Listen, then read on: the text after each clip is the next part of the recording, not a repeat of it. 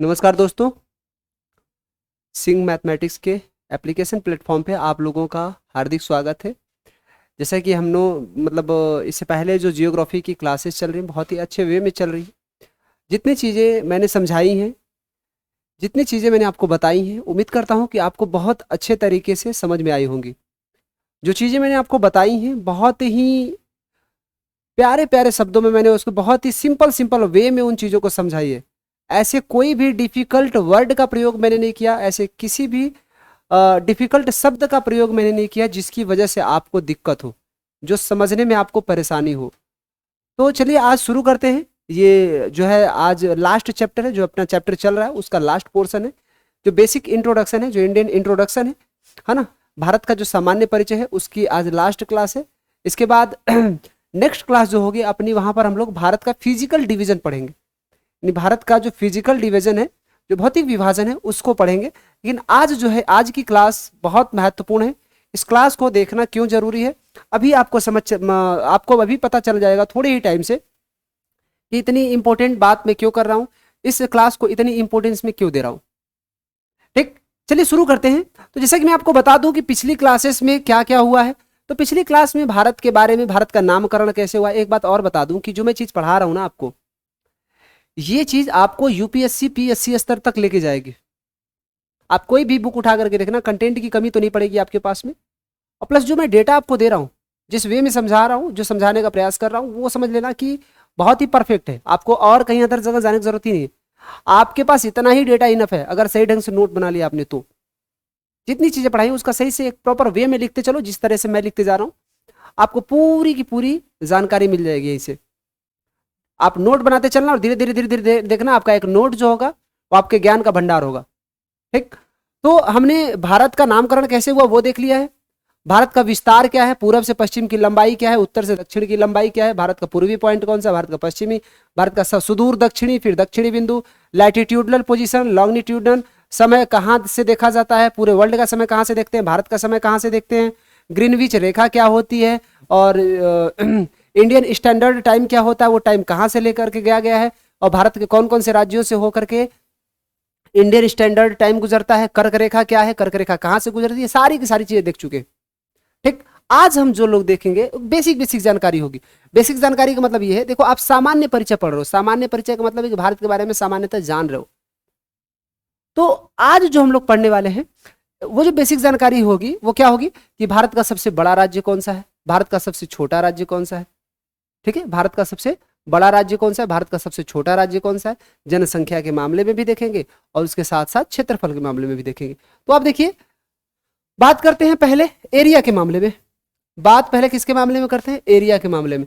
तो एरिया के मामले में भारत का सबसे बड़ा जो राज्य है वो है राजस्थान।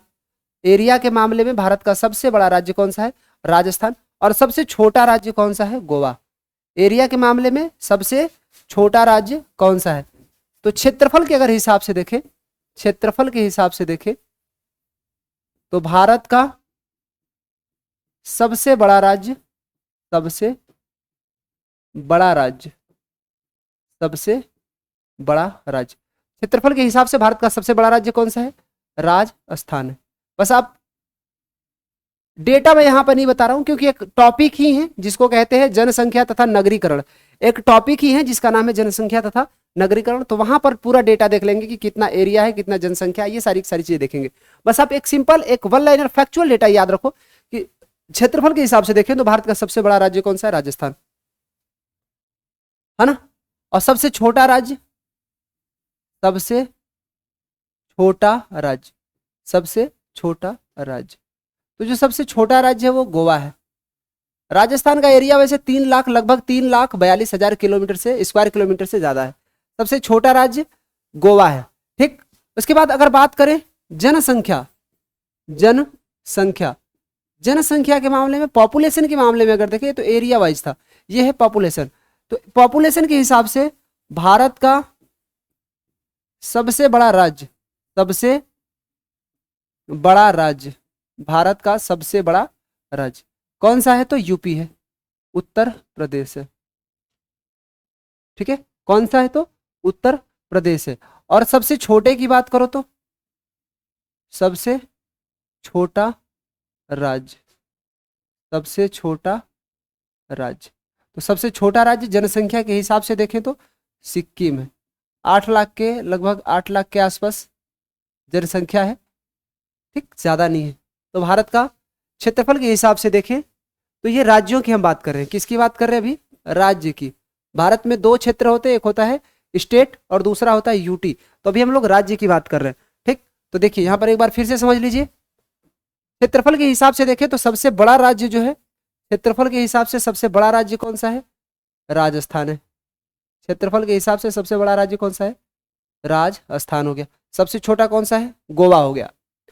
जनसंख्या के हिसाब से देखो तो एरिया तो कम है उत्तर प्रदेश का, लेकिन जनसंख्या लेकर के बैठा हुआ है, ये जनसंख्या लेकर के बैठा हुआ है 20 करोड़ से भी ज्यादा, ठीक। ये हो गया उत्तर प्रदेश। तो ये किस मामले में? पी का मतलब पॉपुलेशन और ए का मतलब एरिया। सबसे छोटा राज्य जनसंख्या के मामले में कौन सा है? सिक्किम है। ये हो गया सिक्किम, ठीक। ये कौन सा राज्य है? सिक्किम, ठीक है। कौन सा राज्य हो गया? सिक्किम। तो उम्मीद करता हूं कि ये चीज समझ में आई होगी। नेक्स्ट आगे देखते हैं। आगे देखिए, इसको मिटा देता हूं। आगे नेक्स्ट समझिएगा।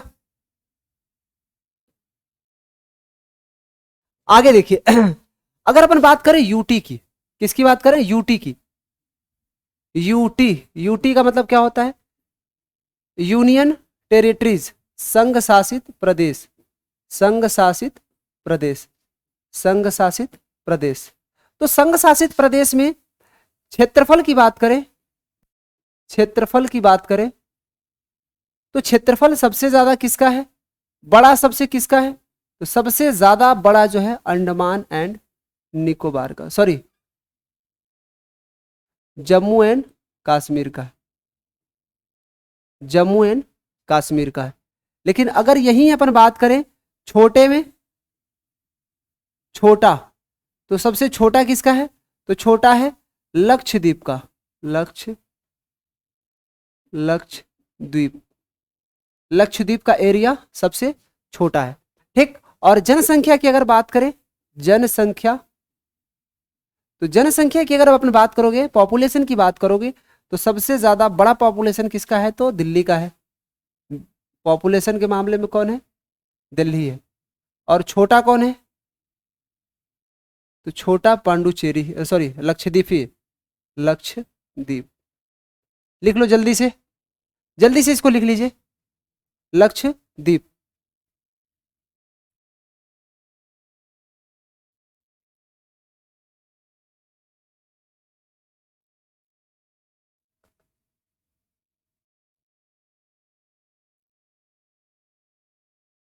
लक्षद्वीप, ठीक। तो इसको भी मैप में देख लेते हैं। मैप में देखते चलना बहुत जरूरी है। देखिए क्षेत्रफल की बात से करें, क्षेत्रफल सबसे ज्यादा किसका है? क्षेत्रफल सबसे ज्यादा जम्मू एंड कश्मीर का है। और सबसे कम किसका है? तो सबसे कम इधर लक्षद्वीप है। यहां पर क्या है? सबसे छोटा जो है लक्षद्वीप है। ये क्षेत्रफल की बात करें। जनसंख्या की बात करें तो ये देखो न्यू दिल्ली है, देखने में ही छोटा लग रहा है लेकिन पॉपुलेशन बहुत ज्यादा लेकर बैठा है। देखने में ही छोटा लग रहा है लेकिन पॉपुलेशन बहुत ज्यादा है। ये हो गया। और फिर से क्षेत्रफल के हिसाब से जम्मू एंड कश्मीर, और सबसे कम किसका है? लक्षद्वीप का। जनसंख्या के मामले में दिल्ली पहले नंबर पे, और दूसरे फिर से लास्ट नंबर पे कौन है? तो लक्षद्वीप है। तो ये हो गई यूटी। यूटी का मतलब होता है केंद्र शासित प्रदेश। यूटी का मतलब क्या होता है? केंद्र शासित प्रदेश। इधर जो दिख रहे हैं ये स्टेट दिख रहे हैं जो आपको, ये जो स्टेट आपको दिख रहे हैं, ये जो स्टेट आपको दिख रहे हैं, अरुणाचल प्रदेश, असम,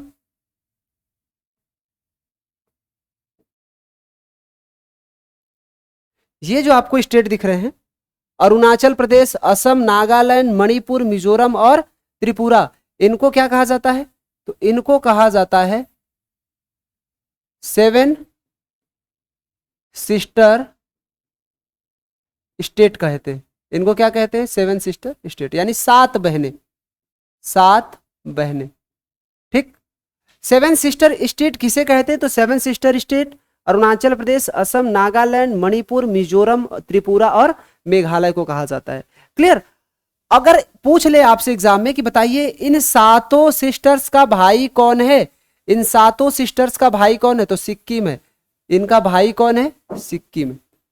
इन 7 सिस्टर स्टेट का भाई कौन है? तो सिक्किम है। क्लियर? इतनी जानकारी रहेगी आपको पता। चलिए आगे नेक्स्ट समझिए, कुछ और जानकारी देख लीजिए। और जानकारी क्या हो सकती है? और जानकारी क्या हो सकती है ये समझिए। क्वेश्चन में कई बार ये पूछ देता है आपसे एग्जामिनर कि ये बताइए कि जो भारत और पाकिस्तान के बीच में जो रेखा है, भारत और पाकिस्तान के बीच में जो लाइन है, इस लाइन को किस नाम से जाना जाता है? तो भारत और पाकिस्तान, ये पाकिस्तान है, तो भारत और पाकिस्तान के बीच की जो रेखा है उसे किस नाम से जानते हैं? भारत और चीन के बीच में जो लाइन है, भारत और चीन के बीच में जो लाइन है इसे किस नाम से जानते हैं? ठीक है, भारत और चीन के बीच में जो लाइन है इसे किस नाम से जानते हैं? तो याद रखिएगा, भारत और पाकिस्तान के बीच में रेड क्लिफ लाइन है। कौन सी लाइन है? Red Cliff. लिख लीजिएगा इसको बहुत अच्छे तरीके से, रेड क्लिफ लाइन। और भारत आजाद कब हुआ? 1947 में। तो इसका बंटवारा कब हुआ? 1947 में हुआ। यानी कि हेनरी रेडक्लिफ जो थे एक व्यक्ति थे, अंग्रेज अधिकारी थे, और उन्होंने क्या किया था, उन्हीं को यह काम सौंपा गया था कि भारत और पाकिस्तान के बीच में जो लाइन है उसका आपको बंटवारा करना है, आपको डिवीजन करना है भारत और पाकिस्तान का। तो उन्होंने क्या किया कि इस क्षेत्रों में जितने थाने पड़ते थे उन सारे थानों को मिलाते चले गए, उन सारे थानों को मिलाते चले गए, और फिर उसके बाद ऊपर से एक लाइन खींच दी गई जिसको इन्हीं के नाम पर रेड क्लिफ लाइन जाना जाता है। तो ये रेड क्लिफ लाइन कब बनी थी? 1947 में बनी थी। ठीक, आगे देखते हैं। नेक्स्ट जो है क्वेश्चन पूछ लेता है कि भारत और चीन के बीच में कौन सी लाइन है? भारत और चीन के बीच में कौन सी लाइन है? तो देखिए, भारत और चीन के बीच में ये पूरी लाइन नहीं ली जाती, ये पूरी लाइन नहीं ली जाती, केवल अरुणाचल प्रदेश वाला हिस्सा लिया जाता है। कौन सा? अरुणाचल प्रदेश। तो इसको क्या कहा जाता है? तो इसको मैकमोहन रेखा कहा जाता है। मैकमोहन रेखा, मैकमोहन रेखा के नाम से जाना जाता है। तो क्वेश्चन पूछेगा आपसे कि ये बताइए कि भारत और चीन के बीच में कौन सी रेखा है? तो मैकमोहन रेखा है या फिर मैकमोहन लाइन है। क्लियर? मैकमोहन लाइन जो है ये कब खींची गई थी? तो 1914 में खींची गई थी। 1914 में खींची गई थी। मैकमोहन रेखा कब खींची गई थी? 1914 में। लेकिन चाइना कई बार इसको इग्नोर करता है, क्योंकि कहता है चाइना कि हमारे लोगों से आपने बात नहीं की, आपने तिब्बत के प्रतिनिधियों से बात की थी उस समय, और तिब्बत आज के समय में कोई देश नहीं है, तिब्बत चीन का हिस्सा है, तो आपने हमसे तो बात ही नहीं की थी, आपने हमसे तो बात ही नहीं की थी, तो इसलिए हम इसको नहीं मानेंगे। ठीक है, तो इसको लेकर विवाद है। अरुणाचल प्रदेश में यहां पर जो हिस्सा है तवांग जिसको कहते हैं, तवांग एक बहुत बड़ा बौद्ध मठ है, इसको लेकर के बहुत ज्यादा विवाद रहता है। ठीक, भारत और चाइना के बीच में जो लाइन पड़ती है, जो बॉर्डर है, उसको क्या किस नाम से जाना जाता है? एलएसी के नाम से जाना जाता है, लाइन ऑफ एक्चुअल कंट्रोल। और भारत और पाकिस्तान के बीच में जो लाइन खींची गई, जो विवादित लाइन है, उसको एलओसी कहा जाता है, एलओसी कहा जाता है। वैसे ये हिस्सा पूरा दिखा दिया गया है, लेकिन यहाँ पर पीओके है, ये पीओके वाला हिस्सा है, और इसके बीच में ये जो लाइन खींची गई है, ये लाइन खींची गई है लद्दाख और पीओके के बीच में, इसको एलओसी कहते हैं, line of control. Line of control, यानी कि ये लाइन ना ही आप क्रॉस कर सकते हैं ना ही हम क्रॉस कर सकते। तो पाकिस्तान की सेना उस साइड रहती है, भारत की सेना इस साइड रहती है, तो वो एक्चुअल लाइन ऑफ कंट्रोल है। ठीक है, line of actual control Pakistan, China और भारत की लाइन को कहा जाता है एलओसी, यानी भारत और पाकिस्तान के बीच की लाइन को कहा जाता है।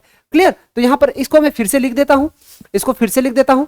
तो भारत और पाकिस्तान के बीच में जो लाइन है, भारत पाक के बीच में, भारत प्लस पाक, पाक का मतलब पाकिस्तान है, के बीच में कौन सी लाइन है? रेड क्लिफ लाइन है, रेड क्लिफ रेखा है, रेड क्लिफ रेखा है। कब खींची गई थी? 1947 में खींची गई थी। ठीक, दूसरी जो है भारत चीन, भारत प्लस चीन के बीच में जो रेखा है उसे किस नाम से जाना जाता है? तो मैकमोहन रेखा के नाम से जानते हैं, मैकमोहन रेखा, मैकमोहन रेखा। ये कब खींची गई? 1914 में खींची गई। तीसरी जो रेखा है इसको कहते हैं, अच्छा, एलएसी जो है, लाइन ऑफ एक्चुअल कंट्रोल, किसके किसके बीच में है? भारत तथा चीन के बीच में है, भारत और चीन के बीच में है एलएसी जो है। ठीक, एलओसी किसके किसके बीच में है? तो भारत तथा पाकिस्तान के बीच में है, भारत प्लस पाक के बीच में है। ठीक है, ये बॉर्डर की लाइन नहीं है, एक्चुअली ये कंट्रोल लाइन है। ये क्या है? कंट्रोल लाइन से, सेना एक दूसरे क्रॉस नहीं करती, इसको माना जाता है वैसे। ठीक है, और उसके बाद डूरंड रेखा है, डूरंड रेखा। तो ये डूरंड रेखा कहां पर है? तो पाकिस्तान प्लस अफगानिस्तान, तो पाकिस्तान तथा अफगानिस्तान के बीच में जो रेखा है उसको डूरंड रेखा के नाम से जाना जाता है। ठीक, पाकिस्तान और अफगानिस्तान के बीच में जो लाइन है, पाकिस्तान तथा अफगानिस्तान के बीच में जो रेखा है उसे किस नाम से जानते हैं? तो डूरंड रेखा के नाम से जाना जाता है। चलिए आपको फिर यहाँ पे मैप पे लेके आता हूं, मैप के थ्रू समझाता हूं। ये ध्यान से समझिए, ये भारत का मैप है और भारत में पहले ये पाकिस्तान भी हुआ करता था। यानी ये जो पाकिस्तान आपको दिख रहा है, यहां पर आपको ये जो पाकिस्तान दिख रहा है, ये पाकिस्तान यहां पर जो आपको ये दिख रहा है, यहां पर आगे तक चला जाएगा ये, और यहां पर ये जो बांग्लादेश दिख रहा है, ये जो बांग्लादेश आपको दिख रहा है, ये बांग्लादेश, तो पहले इसको पश्चिमी पाकिस्तान कहते थे और इसको पूर्वी पाकिस्तान करते थे, और ये दोनों पाकिस्तान के हिस्से थे, यानी कि ये दोनों भारत से आजाद हुए।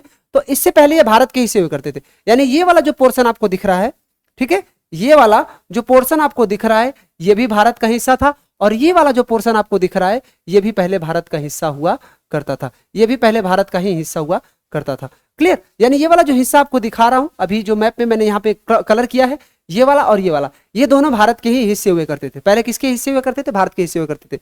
तो इसका मतलब है कि भारत की बाउंड्री किससे लगती थी? अफगानिस्तान से लगती थी। भारत की सीमा किसके साथ में लगती थी? अफगानिस्तान के साथ भारत की सीमा लगती थी। तो इस वजह से ये भारत और अफगानिस्तान के बीच में लाइन पहले खींची गई थी। किसके बीच में खींची गई थी? तो भारत और अफगानिस्तान के बीच में ये लाइन खींची गई थी। तो भारत और अफगानिस्तान के बीच की जो लाइन थी उसको किस नाम से जाना जाता था? डूरंड रेखा के नाम से जानते थे। किस नाम से? डूरंड रेखा के नाम से जानते थे। लेकिन फिर बाद में पाकिस्तान भारत से अलग हुआ 1947 में, यानी कि 14 अगस्त 1947 में भारत से पाकिस्तान अलग हो गया। तो ये वाली जो लाइन है आप ध्यान से समझिए, ये वाली जो लाइन है अब वो किसके बीच में है? यानी ये जो लाइन दिख रही है आपको, ये लाइन जो है अब किसके बीच में है? तो पाकिस्तान। तो डूरंड लाइन जो है, डूरंड रेखा अभी करंट टाइम में किसके बीच में? पाकिस्तान और अफगानिस्तान के बीच में है। याद रहेगा? क्लियर है? बहुत अच्छे तरीके से, बहुत ही सिंपल वे में आपको समझाया मैंने। मैप के थ्रू क्या होगा कि आप विजुअलाइज कर पाएंगे, चीजों को अच्छे तरीके से समझ पाएंगे। इसीलिए मैप का यूज कर रहे हैं, इसीलिए मैप का प्रयोग कर रहे हैं। क्लियर? तो यहां पर चीजें समझ में आ गई होंगी। यहां पे जो लाइन मैंने बताई, जितनी भी रेखाएं बताई, इन सारी रेखाओं को आप लोग नोट कर लेना। ठीक,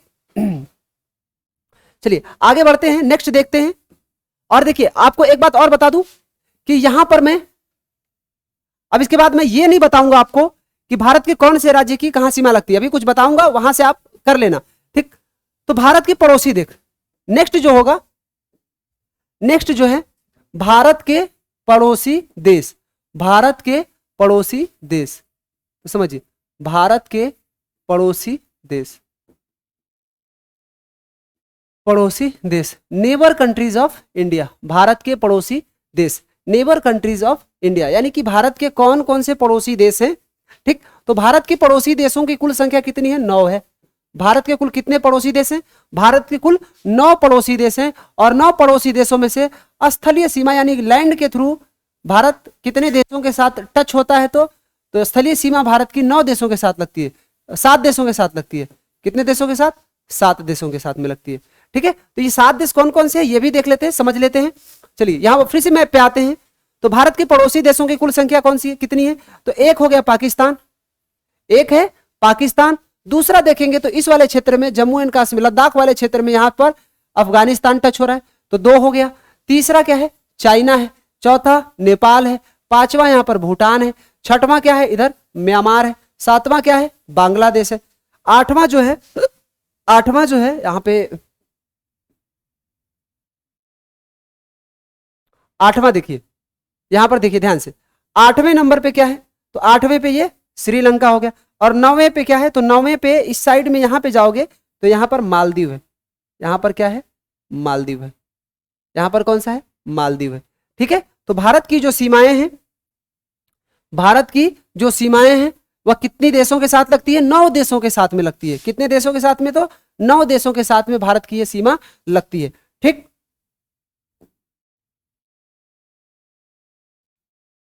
9 देशों के साथ में सीमा लग रही है। क्लियर? तो चलिए प्रॉपर वे में अब इसको समझते हैं, प्रॉपर वे में समझते हैं कि कौन से देश के साथ कितनी सीमा लगती है, कितनी बाउंड्री कौन से देश के साथ भारत की लगती है। तो उन चीजों को पहले समझते हैं। चलिए देखिए यहां पर, तो भारत के साथ सीमा, सर्वाधिक सीमा, तो सर्वाधिक सीमा की अगर अपन बात करें, सर्वाधिक सीमा की बात करें तो सर्वाधिक सीमा किसके साथ लगती है? तो पहले नंबर पे तो है बांग्लादेश, है ना, मालदीव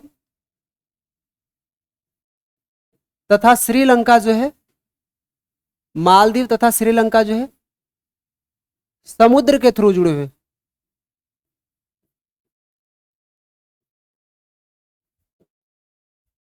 भारत के कुल कितने पड़ोसी देश हैं? भारत के कुल 9 पड़ोसी देश हैं, जिसमें से कि 7 जो है लैंड के थ्रू जुड़े हुए हैं और 2 जो है समुद्री सीमा साझा करते हैं। ठीक, सर्वाधिक सीमा भारत के साथ किसके, भारत की सर्वाधिक जो मैक्सिमम बाउंड्री जो है भारत की कौन से देश के साथ लगती है? तो बांग्लादेश के साथ लगती है, बांग्लादेश के साथ लगती है। बांग्लादेश के साथ 4096 किलोमीटर की बाउंड्री लगती है, 4096 किलोमीटर की बाउंड्री लगती है। तो एग्जाम में आपसे अगर पूछे कि भारत की सर्वाधिक बाउंड्री जो है वो कौन से देश के साथ लगती है, तो बांग्लादेश के साथ लगती है 4096 किलोमीटर की। ठीक, दूसरे नंबर पे कौन आता है? चीन आता है। दूसरे नंबर पे कौन आता है? चीन आता है, 3488 किलोमीटर की बाउंड्री लगती है इसके साथ। ठीक है, तीसरे नंबर पे कौन आता है? पाकिस्तान आता है।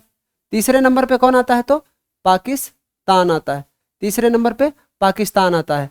ठीक, 3323 किलोमीटर लगती है इसके साथ में सीमा, 3323 किलोमीटर के साथ सीमा लगती है। जल्दी से नोट कर लो आप लोग, जल्दी से नोट कर लीजिए।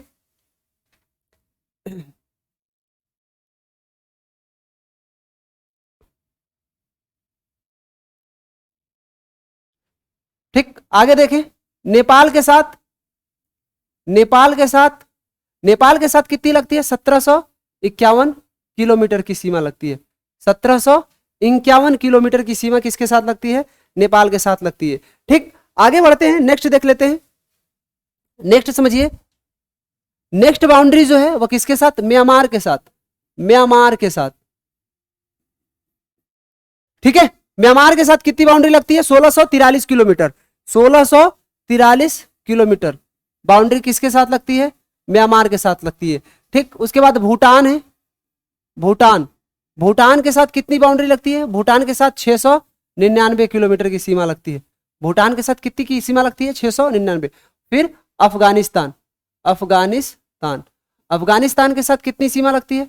तो अफगानिस्तान की सीमा लगती है 106 किलोमीटर, 106 किलोमीटर।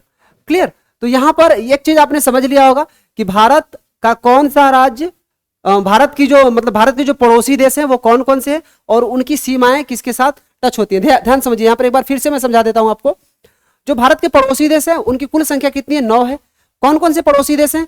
तो बांग्लादेश है, चीन है, पाकिस्तान है, नेपाल है, म्यांमार है, भूटान है, उसके साथ जो है आपका म्यांमार है, भूटान है और श्रीलंका है, मालदीव है। ये सब क्या है? भारत के पड़ोसी देश है। ये सब क्या है? भारत के पड़ोसी देश है। क्वेश्चन एग्जाम में पूछ लेता है, एक बताइए भारत के साथ सर्वाधिक सीमा किसकी लगती है? कौन से देश की लगती है? बांग्लादेश की लगती है। सबसे कम सीमा किसकी लगती है? अफगानिस्तान की लगती है। सबसे कम सीमा किसकी लगती है? तो अफगानिस्तान की लगती है। क्लियर? ये चीज याद रहेगी आपको, ये चीज याद रहेगी आपको। एक बार फिर से कुछ और जानकारी आपको दे दूं, एक चीज,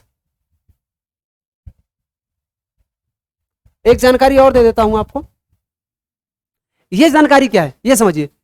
यहां पर एक जानकारी और है कि राजधानियां, इनकी राजधानियां देख लो, राजधानियां, कैपिटल्स जो है, जल्दी जल्दी से। तो चीन की राजधानी कहां है? बीजिंग है। चीन की राजधानी कहां है? बीजिंग। चीन की कैपिटल बीजिंग। पाकिस्तान की,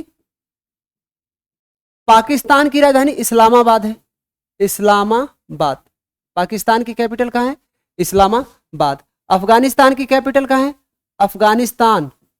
अफगानिस्तान की कैपिटल कहां है? काबुल है। अफगानिस्तान की कैपिटल कहां है? काबुल। काबुल एक नदी भी है वैसे, काबुल एक नदी भी है। नेपाल की राजधानी कहां है? नेपाल की काठमांडू, काठमांडू, काठमांडू। भूटान की, भूटान की थिम्पू। भूटान की कैपिटल कहां है? थिम्पू, थिम्पू।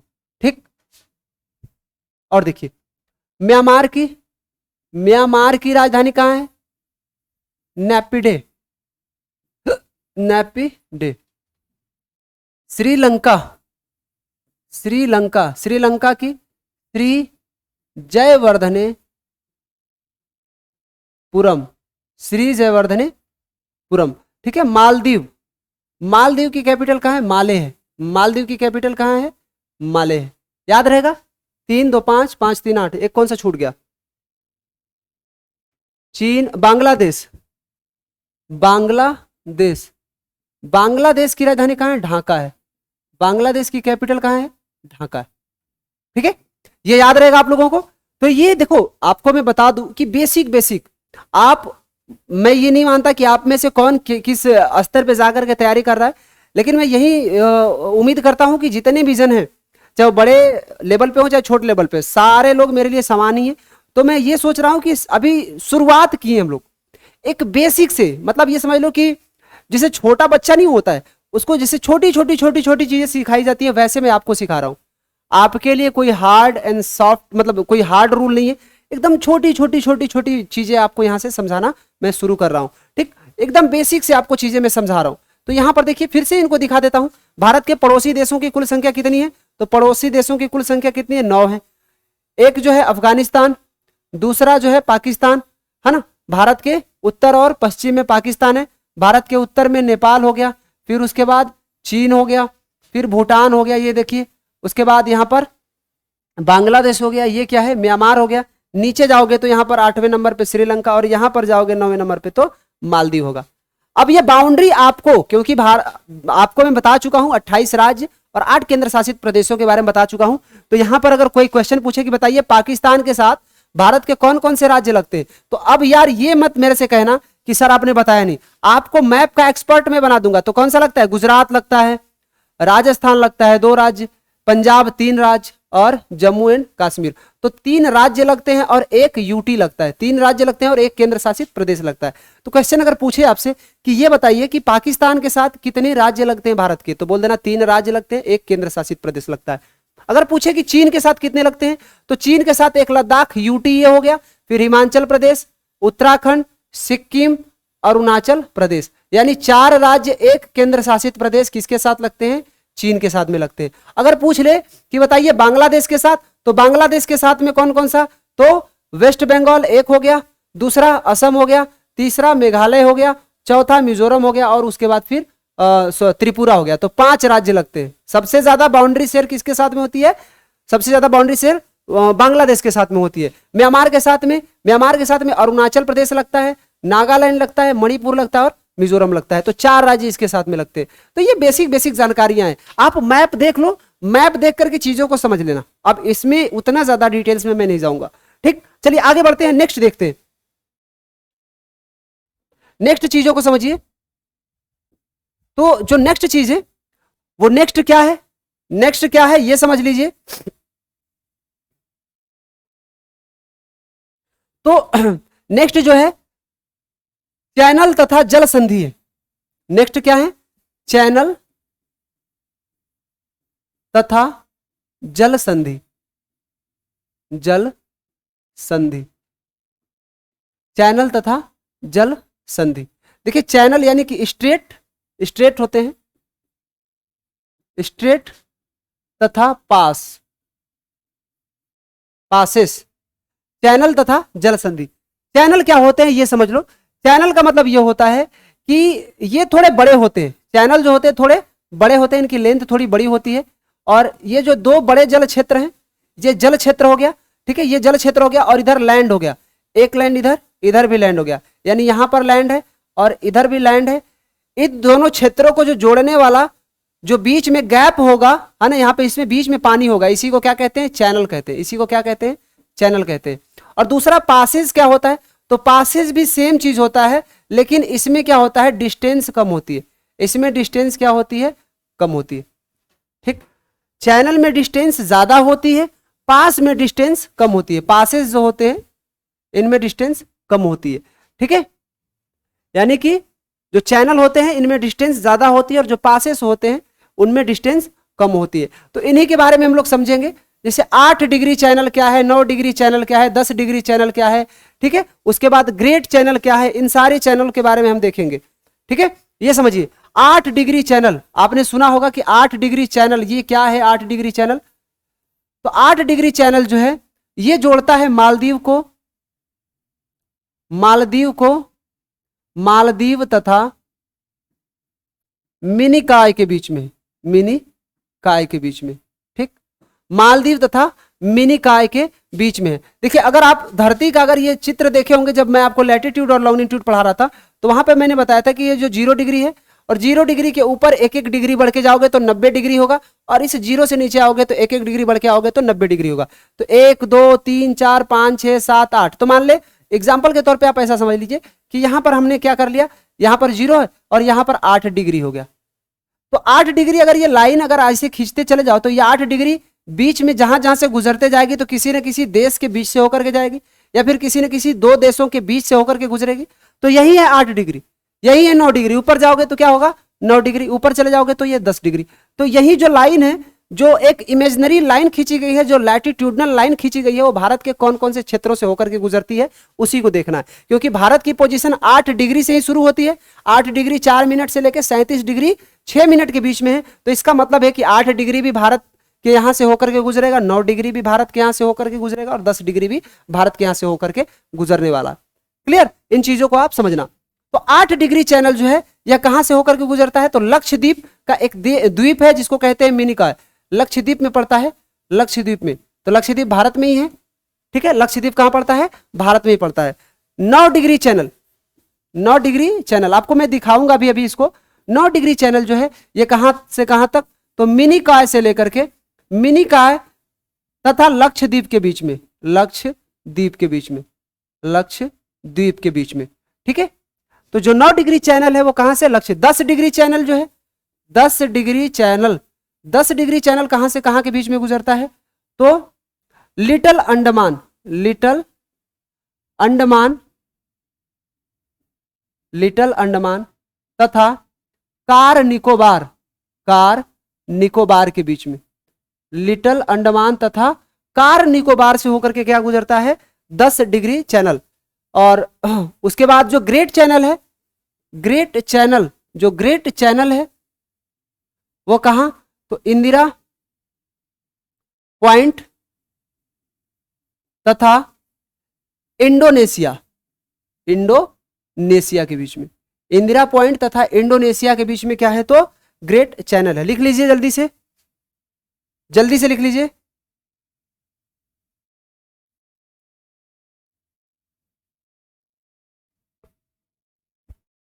ठीक, नेक्स्ट देखिए, पाक जल संधि, पाक जल संधि। तो पाक जल संधि जो है यह कहां से कहां, तो भारत और श्रीलंका के बीच में है, भारत और श्रीलंका के बीच में है, क्या है, पाक जल संधि है, ठीक। और कोको स्टेट, कोको जल संधि भी कह सकते हैं। कोको जल संधि कहां पे है, तो अंडमान तथा कोको पास, कोको द्वीप, कोको द्वीप के बीच, कोको द्वीप के बीच। कोको कहां पड़ता है, म्यांमार का एक द्वीप है, कोको कहां पड़ता है, तो म्यांमार का एक द्वीप है। क्लियर, ये जो 8 डिग्री चैनल है, 9 डिग्री चैनल है, 10 डिग्री चैनल है, ग्रेट चैनल है, पाक जल संधि, कोको जल संधि, ये कहां कहां पड़ते हैं। अब देखते हैं इनको मैप में।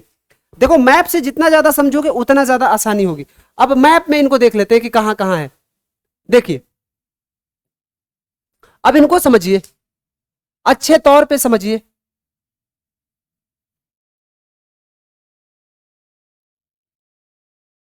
अब समझिए इनको।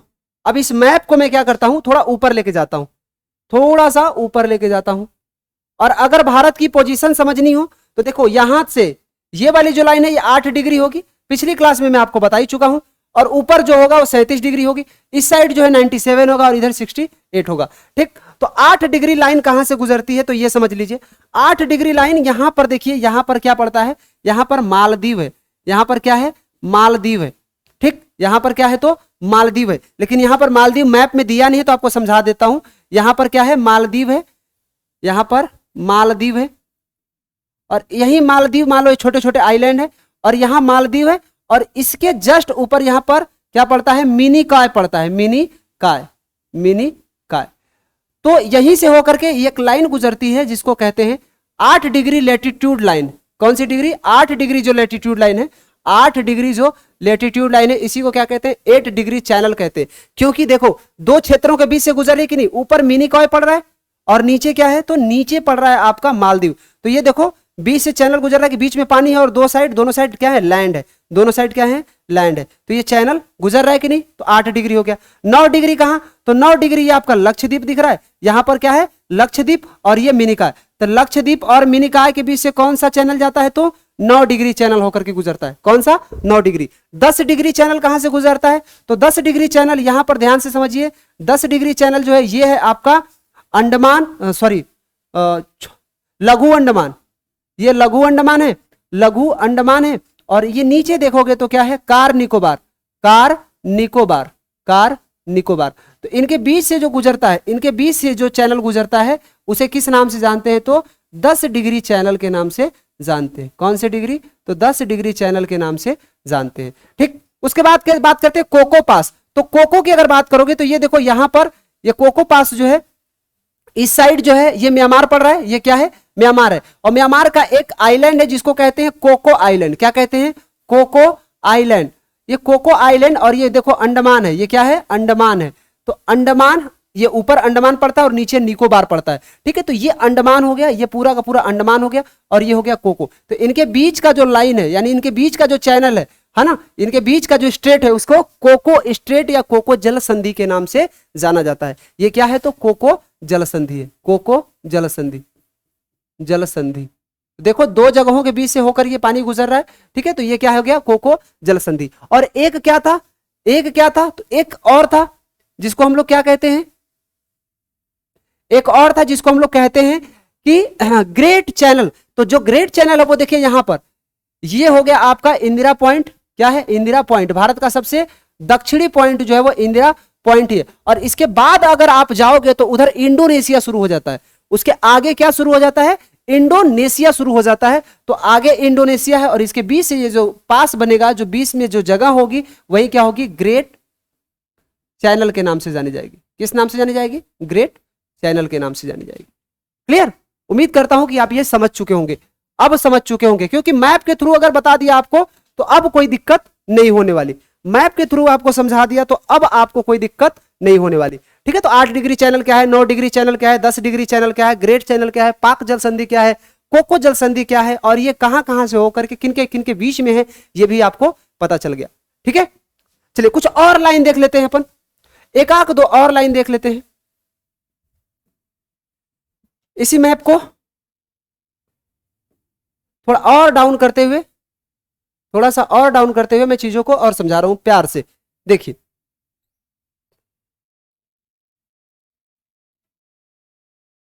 भारत की कई बार पूछ देता है कि भारत की समुद्री सीमा का दायरा क्या है, भारत की समुद्री सीमा का दायरा क्या है, क्वेश्चन पूछ लेता है ये ना, कि भारत की प्रादेशिक जल सीमा जो है उसकी सीमा क्या है, उसकी लिमिट क्या है, जो प्रादेशिक जल सीमा है उसकी लिमिट क्या है।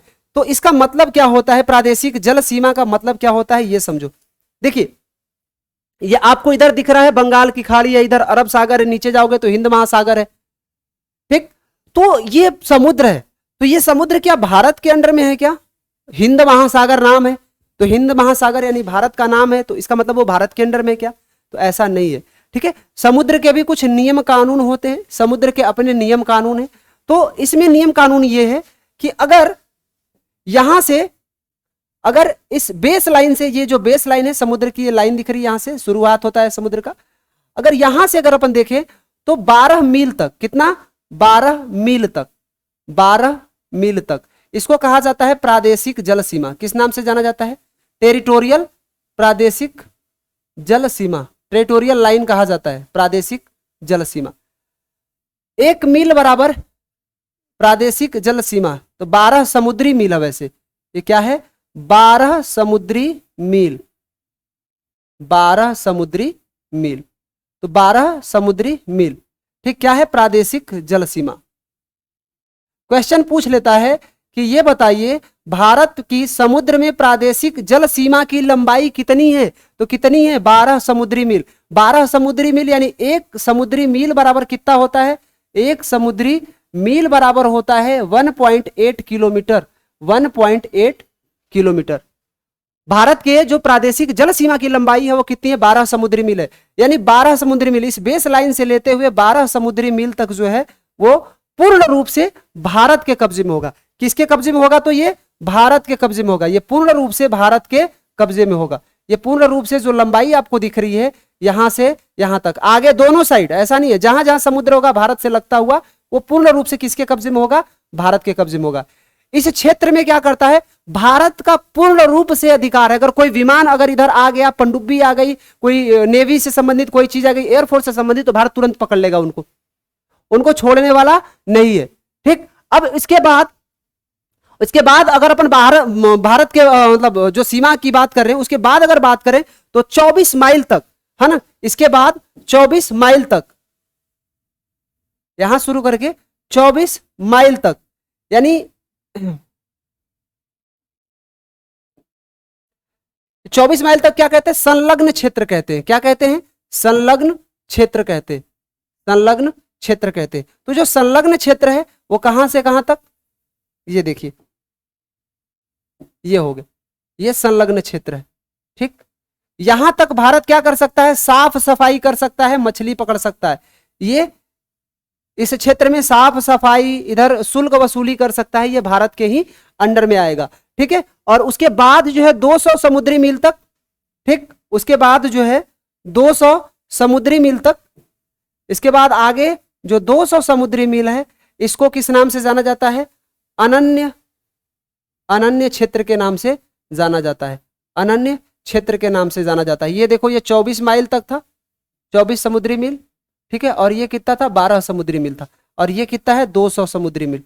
200 समुद्री मील। और ये 200 समुद्री मील जो है यहां तक कि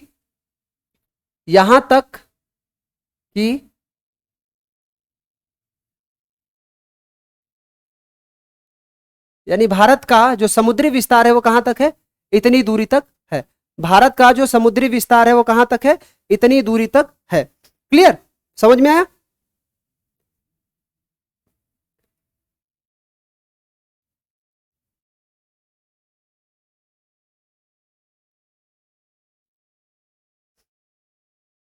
ठीक, तो ये देखिए, अगर यहां 12 समुद्री मील तक क्या होता है? तो 12 समुद्री मील तक भारत का पूर्ण अधिकार होता है। उसको किस नाम से जाना जाता है? प्रादेशिक जल सीमा के नाम से जाना जाता है, उसको लिख लेना आप। दूसरा जो है 24, यानी बेस लाइन से 24 मील तक की जो दूरी है वहां तक, उस क्षेत्र को कहा जाता है संलग्न क्षेत्र कहा जाता है। और उस संलग्न क्षेत्र में भारत क्या कर सकता है? सीमा वसूली, टैक्स वसूली कर सकता है। उस क्षेत्र से 24 समुद्री मील तक अगर कोई भी चाहे एरोप्लेन हो, चाहे वो नेवी हो, चाहे कोई शिप हो, अगर वहां से होकर के गुजर रही है तो जो अपना जो भारतीय नेवी है या जो भारत सरकार है वहां तक क्या करेगी? टैक्स वसूल सकती है। फाइनेंस से संबंधित ये पूरा काम। और 200 मील तक क्या है? 200 समुद्री मील तक भारत क्या कर सकते हैं? तो 200 समुद्री मील तक भारत साफ सफाई कर सकता है और साथ में यहां पर रिसर्च अपना डाल सकता है। ये वैज्ञानिक अनुसंधान के काम से यहां पर यूज किया जा सकता है। क्लियर? तो बस आज के लिए बस इतना ही। उम्मीद करता हूं कि आपको चीजें समझ में आई होंगी। आज जो है ये जो जनरल इंट्रोडक्शन वाली क्लास थी, भारत के बारे में जो बेसिक जानकारी थी, जो भारत का सामान्य परिचय था, उसकी क्लास खत्म होती है। जो नेक्स्ट क्लास होगी वहां पर हम लोग फिजिकल डिवीजन देखेंगे। जो भारत का जो फिजिकल डिवीजन है, जो फिजिकल स्ट्रक्चर है, उसके बारे में हम लोग डिटेल से समझेंगे। क्लियर? तब तक के लिए बाय।